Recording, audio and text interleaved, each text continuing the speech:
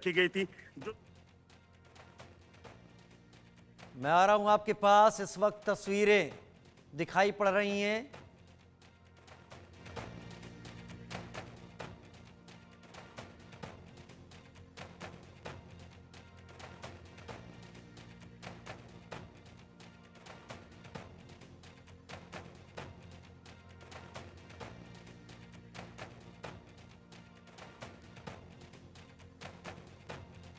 विनय नरवाल जो कि lieutenant navy में थे और जो कल उस जगह पर मौजूद थे जहां पर यह आतंकवादी पहुंचे, नेवी के लेफ्टिनेंट, उनकी शहादत हुई। वहां पर उनके पार्थिव शरीर के आगे श्रद्धा सुमन रखे जा रहे हैं, फूल चढ़ाए जा रहे हैं और उन्हें अंतिम विदाई इस वक्त दी जा रही है।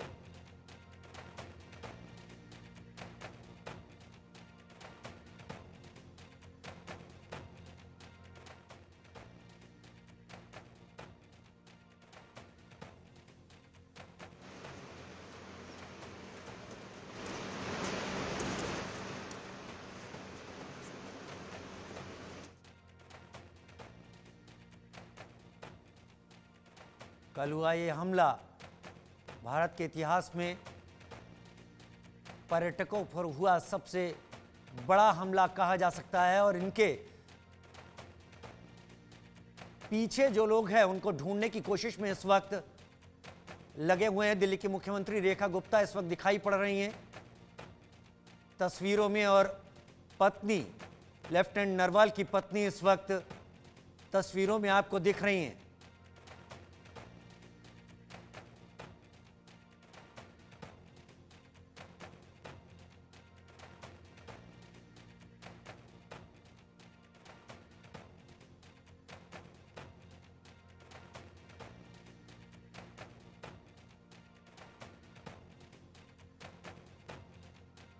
ये तस्वीरें आप देख रहे हैं, सीधे उनको श्रद्धा सुमन अर्पित किए जा रहे हैं जिन्होंने अपनी जान गंवा दी इस आतंकवादी हमले में। और इस आतंकवादी हमले के बाद पूरे देश में गुस्सा है। हर कहीं से परमानेंट स्थायी इलाज करने की बात हो रही है इन आतंकवादियों की।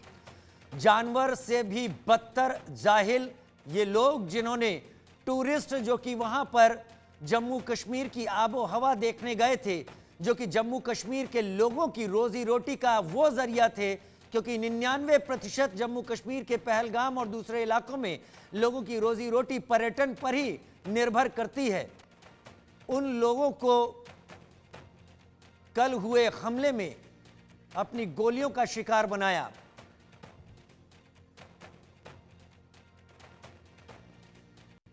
उधर लाइन ऑफ कंट्रोल के पास पाक ऑक्यूपाइड कश्मीर में, पाक अधिकृत कश्मीर में 42 आतंकी लॉन्च पैड सक्रिय हैं। फिर पाकिस्तान कहता है इससे हमारा कोई लेना देना नहीं।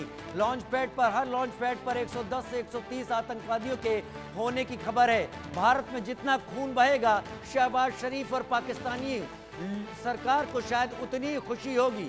कश्मीर घाटी में 70 से 75 आतंकी ही अब बचे हैं जिन्हें मार गिराने की कोशिश में भारतीय एजेंसीज लगी हुई हैं। लेकिन वो पाकिस्तान ही क्या जो सुधर जाए, पाकिस्तान कभी सुधर नहीं सकता। इन लॉन्च पैडों से भारत में तबाही का सामान भेजने की कोशिश हमेशा पाकिस्तान करता रहता है। अजय जांडियाल मेरे सहयोगी मेरे साथ लाइव इस वक्त जुड़े हुए हैं। अजय जांडियाल, अब इन आतंकी लॉन्च पैड का इलाज करने का शायद वक्त आ गया है। हालांकि इलाज पहले भी हुआ है, लेकिन सब जानते हुए लाइन ऑफ कंट्रोल को पार करने की कोशिश नहीं की गई, लेकिन अब समय की मांग भी है। अजय, देखिए राजीव, आप सही कह रहे हैं। जिस तरीके से लगातार जम्मू कश्मीर में अब हमलों का सिलसिला हुआ, जिस तरीके से पाकिस्तान की तरफ से आतंकी जो है मासूम लोगों को निशाना बना रहे हैं, इसमें यही कहा जा सकता है कि अब लोग चाहते हैं, जनता चाहती है कि अब इसका हिसाब होना चाहिए। पाकिस्तान को इस चीज के लिए जिम्मेदार ठहराना चाहिए और पाकिस्तान के खिलाफ एक बड़ी कार्रवाई होनी चाहिए। जरूरी इसलिए हो जाता है क्योंकि जिस तरीके से लगातार आप देखें तो मासूम लोग जो कश्मीर के लोगों की रोजी रोटी चलाते हैं, जो कश्मीर की इकॉनमी को जो है वो आगे बढ़ने में मदद देते हैं, ऐसे लोगों को निशाना बनाया जाएगा तो आखिरकार देश कब तक चुप बैठ सकता है। और लोग चाहते हैं कि अब चुप रहने के बजाय, इस जख्मों को सहने के बजाय अब पाकिस्तान को जो है इसका करारा जवाब मिलना चाहिए। पाकिस्तान को एक ऐसा जख्म मिलना चाहिए जिसकी पाकिस्तान ने जिसको तसव्वुर ना किया हो। तभी जाकर लोगों के दिलों को शांति मिलेगी। और इन शहीदों को, इन शहीद इनको इसलिए कहूंगा क्योंकि ये उन आतंकवादियों के साथ मुकाबला कर रहे थे, मुकाबला क्योंकि ये निहत्थे थे, आतंकी हथियार लेकर वहां पहुंचे और उन्होंने एक एक को चुन चुन कर जो है वो मारा। इनको नाम पूछे गए, इनके मजहब पूछे गए और उसके बाद इनको निशाना बनाया गया। तो यकीनन जम्मू कश्मीर की शांति बहाली के लिए जो सिलसिला सरकार ने, फौज ने, सुरक्षा बलों ने शुरू किया है, उस शांति के प्रतीक कहीं ना कहीं ये थे, क्योंकि वहां पर जाकर इन्होंने इस चीज को सुनिश्चित किया कि ये लोग डरते नहीं हैं, भारत डरता नहीं है, देश के लोग डरते नहीं हैं और कश्मीर में वो किसी भी हालात में पहुंचने को तैयार हैं। मगर जब इनको अब निशाना बनाया गया है तो यकीनन इनके परिवार, देश के लोग अब चाहते हैं कि कम से कम कोई ऐसी बड़ी कार्रवाई पाकिस्तान के खिलाफ होनी चाहिए जिससे पाकिस्तान आने वाले दशकों तक याद रखे। दशकों तक याद रखे, लेकिन उससे पहले वो सारे सबूत, वो सारे सिग्नेचर्स जो इन आतंकवादियों और पाकिस्तान के गठजोड़ को सामने रखते हैं। ये बात तो तय है अजय, आपका लंबा अनुभव है, ये स्वचालित हथियारों का यहाँ इस्तेमाल हुआ है, M4 कार्बाइन और AK-47 का यहाँ पर इस्तेमाल हुआ है। ये हथियार बड़े सोफिस्टिकेटेड वेपन है, ये हर एक को मुहैया नहीं हो सकते अजय। देखिए, बिल्कुल M4 कार्बाइन राइफल जो है वो यूएस मेड एक राइफल है जिसको अमेरिकन फोर्सेस ने जब अफगानिस्तान में जंग लड़ी थी तब इस्तेमाल किया था। और तब वहां पर पाकिस्तानी फोर्सेस, पाकिस्तान तालिबानी जो लड़ाके थे वहां गए थे पाकिस्तान से। ये तब की राइफल जो है वो पाकिस्तान में ने इनको, इनके पाकिस्तान के पास जो है मिली हुई है, पाकिस्तानी फोर्सेस के पास अमेरिका ने इनको दी हुई हैं। तो ये वो वेपन है जिसका इस्तेमाल सिर्फ पाकिस्तानी सेना करती है। वो हथियार अगर इन आतंकियों के पास हैं तो वो कोई देने वाला तो होगा, आम लोग नहीं खरीद सकते ऐसे हथियारों को। AK सीरीज की राइफल जो इन आतंकियों के पास मिली है वो सिर्फ सेना के पास हो सकती हैं। और पाकिस्तानी सेना के हथियार जो हैं अगर इनके पास मिल रहे हैं तो इसका मतलब ये है कि पाकिस्तान से ही मिले होंगे। इनके पास जो कम्युनिकेशन डिवाइसेस हैं वो चीन के निर्मित हैं और बड़े हाई सोफिस्टिकेटेड जो है वो डिवाइसेस इनके पास हैं। उनको जो है वो चीन से मिलते हैं पाकिस्तान को और पाकिस्तान इनको देता है। ट्रेनिंग पाकिस्तानी सेना इनको देती है। इनके पास तमाम जो असला रहता है वो चीन में निर्मित है। इनके पास स्टील प्रीसिंग बुलेट्स रहती हैं जो बुलेट प्रूफ जैकेट्स को जो है वो भेज सकती हैं। वो बुलेट जो है इन आतंकियों के पास मिलती हैं। तो ये तमाम चीजें जो हो रही हैं ये आतंकियों को कहीं और से नहीं, सिर्फ और सिर्फ पाकिस्तान सरकार से, पाकिस्तानी सेना से मिलती हैं, जिसका इस्तेमाल धड़ल्ले से ये आतंकी भारत में करते हैं, जम्मू कश्मीर में करते हैं।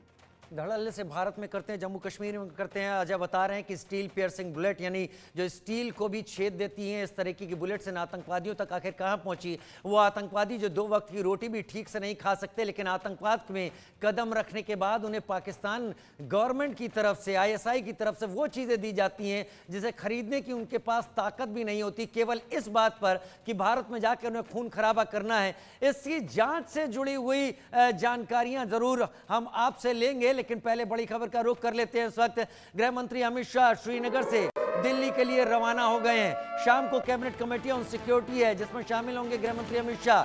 शाम 6 बजे CCS की बैठक होनी है जिसके पहले प्रधानमंत्री नरेंद्र मोदी को NSA अजीत डोभाल ब्रीफ करने के लिए इस वक्त पहुंचे हुए हैं। गृह मंत्री अमित शाह दिल्ली के लिए निकल गए हैं। दिल्ली में शाम को कैबिनेट कमेटी ऑन सिक्योरिटी है और उसमें गृह मंत्री अमित शाह की मौजूदगी भी काफ़ी ज़्यादा ज़रूरी है। इस वक्त गृह मंत्री अमित शाह आपको चीता हेलीकॉप्टर में दिखाई पड़ रहे हैं जहां से वो पहलगाम के उस ग्राउंड में पहुंचे जहां कल आतंकवादियों ने निर्दोष टूरिस्ट का खून बहाया था।